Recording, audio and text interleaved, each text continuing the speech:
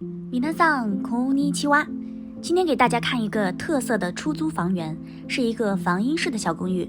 防音室顾名思义就是隔音室，可以在里面无限制的练习乐器或者是唱歌，在日本属于非常稀少的物件。这个公寓面积为26.3平米，一室的格局，位于5楼，每月的租金为138000日元，折合人民币7007元，位于艺术之地东京的台东区。房屋建成于2018年，非常的新。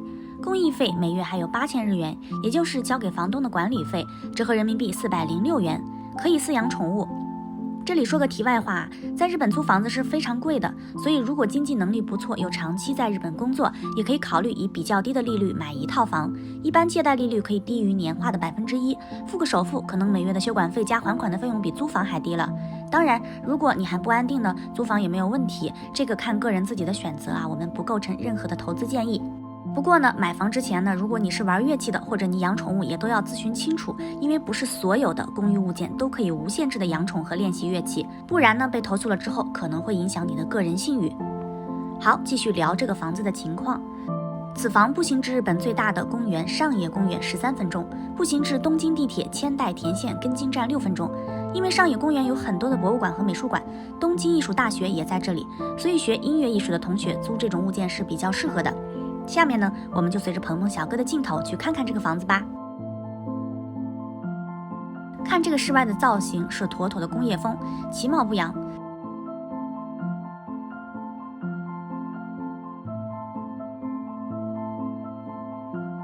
这个公寓太硬核了，里面都是水泥的样子，而且没有电梯。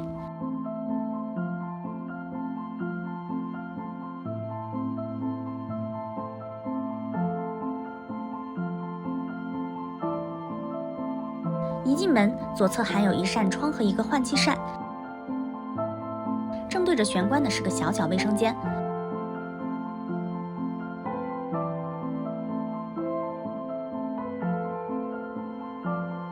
为了节省空间，鞋柜都是这种倒挂式的。往里走，左手边是个洗手池和放洗衣机的地方，最里面是个很小的浴室。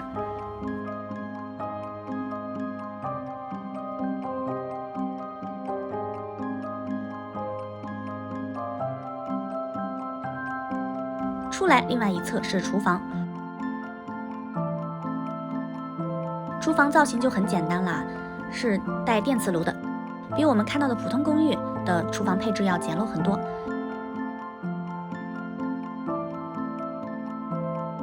厨房和卧室之间通过2个门来隔开，练琴的时候也能隔音。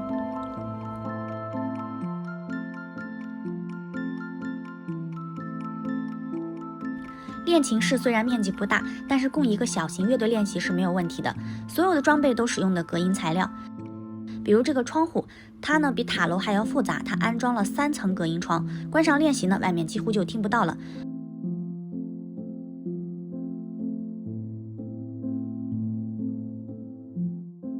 因为这个屋子主要是练习用，配了一个小衣柜，用来临时存放一些东西。墙上的一排设备包括了取暖、24小时换气、灯光等等，使用起来很方便。这个房子呢，如果是普通住宿啊，非常不建议，因为它没有电梯，而且很小，价格还偏贵。但如果是学习音乐的学生，资金上相对充裕的人，也可以作为练习室或者一人住兼练习的房间，也还是不错的。好，那今天的特色房源带防音室功能的小公寓我们就看完了。你之前见过这样的房子吗？欢迎留言分享哦，别忘了关视频前给我点赞哦。